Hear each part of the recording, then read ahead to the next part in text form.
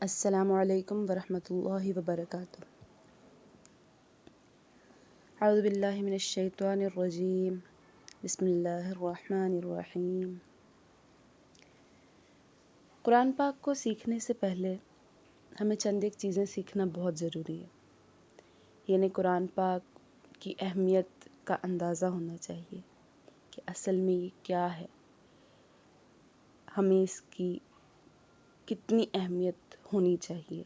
ٹھیک ہے، قرآن پاک وہ الفاظ ہیں، وہ باتیں ہیں، وہ کلام ہے جو اللہ پاک نے اپنے بندوں سے کیا ہے۔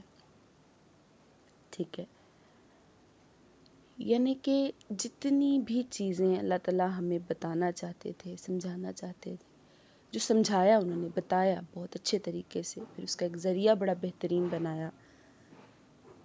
یہ سب چیزیں وہ ہیں، یہ وہ باتیں ہیں، یہ وہ اصول ہیں، یہ وہ بنیادیں ہیں، عقائد ہیں جو ہماری زندگی میں لاگو ہوتے ہیں، جس سے ہماری زندگی بہترین ہو سکتی ہے، جنہیں مجموعی طور پر ہم قرآن مجید کہتے ہیں، جو پوری زندگی کا، آخرت کا چیز کا ایک نچوڑ ہے۔ ٹھیک ہے، ہر چیز کو سما دی اللہ تعالیٰ نے اس میں۔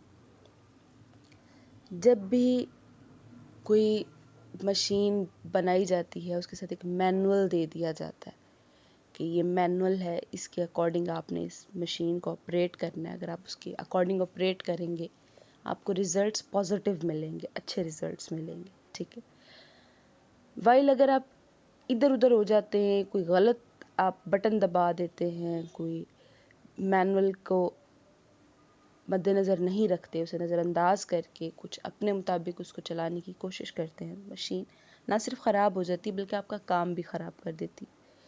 اسی طرح سے اللہ تعالیٰ نے یہ دنیا بنائی، اس دنیا میں بہت کچھ بنایا جس کا ہم شمار بھی نہیں کر سکتے، پھر اس میں ہمیں بنایا، انسانوں کو۔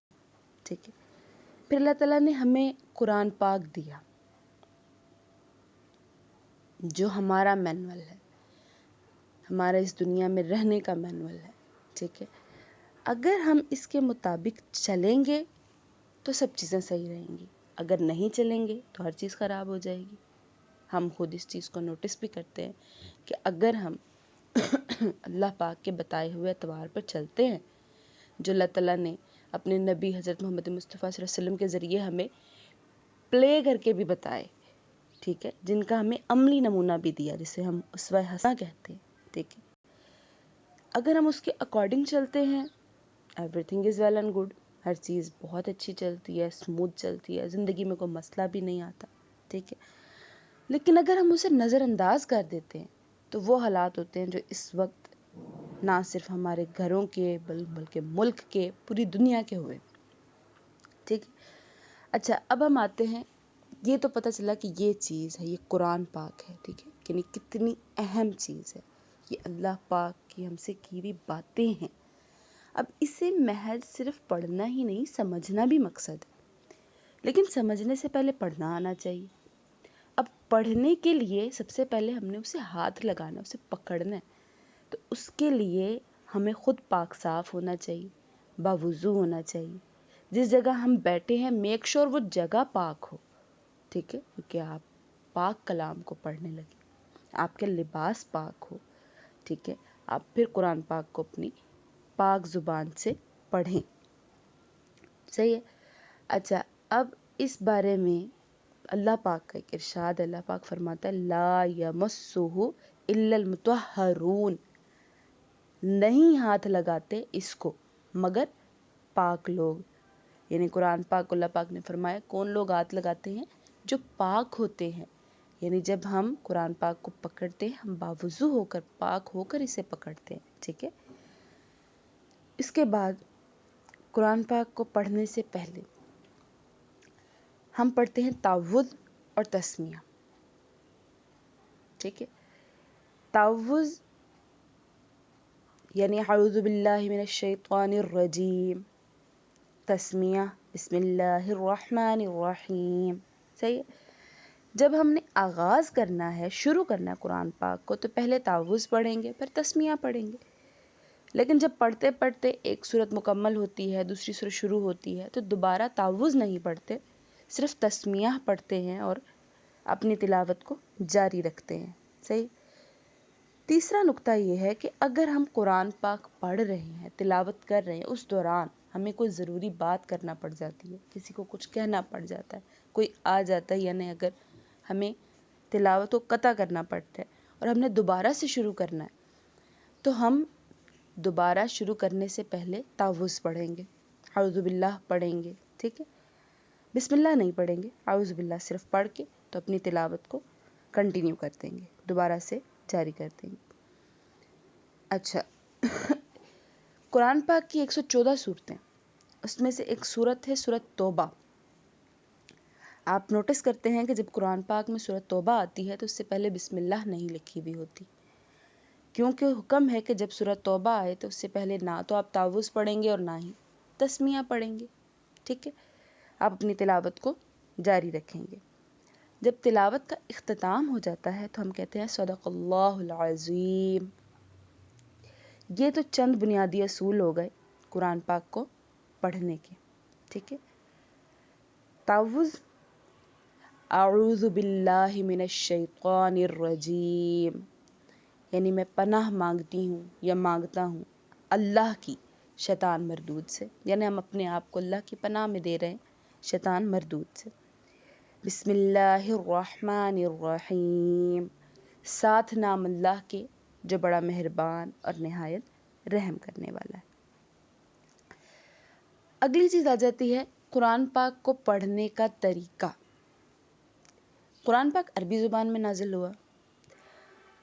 عربی زبان کی طرح، قرآن مجید کی طرح ہر ایک زبان میں بنیاد ہوتی ہے اس کے حروف، اس کے الفابیٹس. ٹھیک ہے. حروف تہجی، یعنی جنہیں ملا کر ان کے ساؤنڈز بنتے ہیں. ٹھیک ہے. انہیں پڑھنے کے طریقے کو، یعنی عربی کے حروف کو پڑھنے کے طریقوں کو، قرآن پاک کے پڑھنے کے طریقے کو ہم کہتے ہیں تجوید. ٹھیک ہے. تجوید کیا ہے؟ اس کے لغوی معنی ہے تحسین، یعنی خوبصورت، حسین، پیارا. ٹھیک ہے.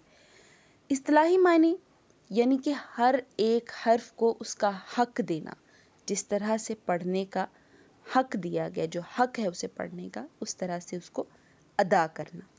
ٹھیک ہے. حرف کا ایک حق ہے کہ اس حرف کو اس کے صحیح مخرج سے ادا کیا جائے اور پھر اس کی صفات کو ادا کیا جائے. یہ تو ہوگی تجوید. اب اس کی اہمیت، علماء کیا لکھتے ہیں کہ تجوید کا سیکھنا واجب ہے. اب ہم نے قرآن پاک پڑھنا ہے، اگر ہم اس کو صحیح طرح سے پڑھیں گے ہی نہیں، جبکہ ہم جانتے ہیں کہ اس کے ہر ایک حرف پہ ہمیں 10 نیکیاں ملیں گی، لیکن جب ہم ٹھیک طریقے سے پڑھیں گے ہی نہیں، ادا ہی نہیں کریں گے، تو نیکیاں کہاں سے ملیں گی، بلکہ الٹا گناہ ہو جائے گا. تو اس لیے علماء کرام کیا کہتے ہیں کہ اس کا سیکھنا واجب ہے، یعنی تجوید کا سیکھنا واجب ہوگا، اور واجب لازم کے قریب تر ہوتا ہے.